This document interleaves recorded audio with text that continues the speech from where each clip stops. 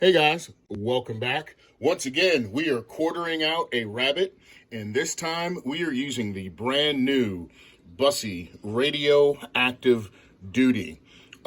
This was the DC finish with the black and tan handles.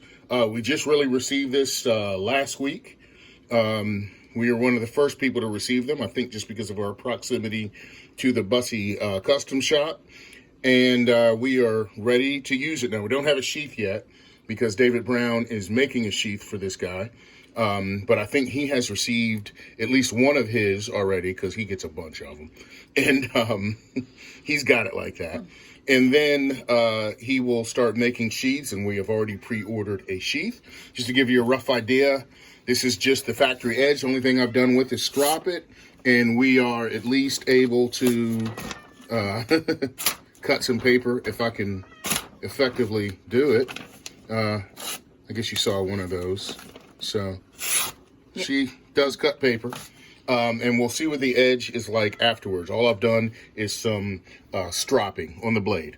All right, so this rabbit is kind of cut up. But what we'll do is actually I'll turn it around this way. And what I basically start with, we're going to quarter it out and actually probably cut the midsection into a couple of pieces. So how do I start? I look for this blade right here, what would almost be like a shoulder blade. And we start cutting just slightly behind it. And we should not encounter any bone and just completely get that thing off. Knife did a pretty good job. This knife feels pretty good in the hand. Okay, it feels pretty good in the hand. It's almost a perfect size. And in fact, I can't wait. I think I'm going to use this when we actually, the next go around of processing, meaning killing, and you know, disemboweling the rabbits. I think I will use this next time, and we'll see how this performs, because I really like this in the hand, and the blade size is almost perfect. Just here, we got a little bit of fat. So there again, I'm going to look for the shoulder blade portion. Hopefully you can kind of see how that protrudes out, and just start cutting there. And she comes right off. So we'll do the same for the other side. Find that blade, kind of put my finger there to mark it, and just cut. As long as you have a decent sharp blade, this is relatively easy to do. So now that has pretty much taken care of all the quarters. We have some side pieces here. This rabbit had a lot of fat. Look at that. People think rabbit is really lean, but our rabbits are obviously well fed. So I'm just going to kind of cut these skirts off. I could have cut that a little bit closer, because these cook up nice as well as little pieces. And I'll peel some fat off of there. I don't know that I want all that fat on there. There's a lot of it. I'll throw that there, which kind of leaves behind just the ribs. We'll do the same over here. I'm going to peel off a little bit of this fat, just kind of make it easier for me to see. I've got right here close to the rib, and we'll cut off as much of that skirt as we can. All right, so that should cook up just fine. All right, so what's left at this point is I like to kind of do a little bit of hand cracking of these ribs so that I can get to a point to where I can easily cut them off, and also utilize a little bit of force here to kind of cut these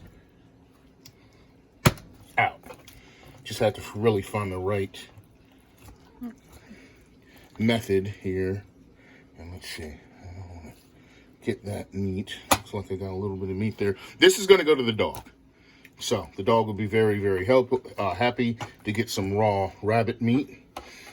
Those of you who've seen me do this before already know the story on that. And as we come down here, not bad. Doesn't really, just kind of have to find the right spot, but seems pretty easy. This one. So Just kind of cut most of that loose. Like I said, I'm not worried about cutting too much meat on here because that's going to go to the dog. And ultimately, what's left is we're going to kind of keep this section here. Most of this neck area right here I'm going to give to the dog as well. So this little tail section here, below the pelvis. Once I find the right spot on the knife, there we go. Here on the top of it. To cut that loose. That'll be a piece for the dog. And then I'll take this right around here, I'm going to say, and cut that for the dog, who I can hear barking outside.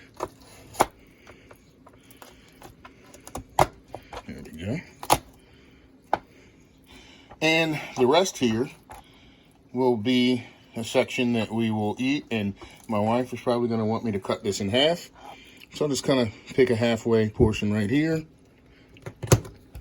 And once I get through the spine, she should cut fairly easily. Once I find that right spot to put the leverage.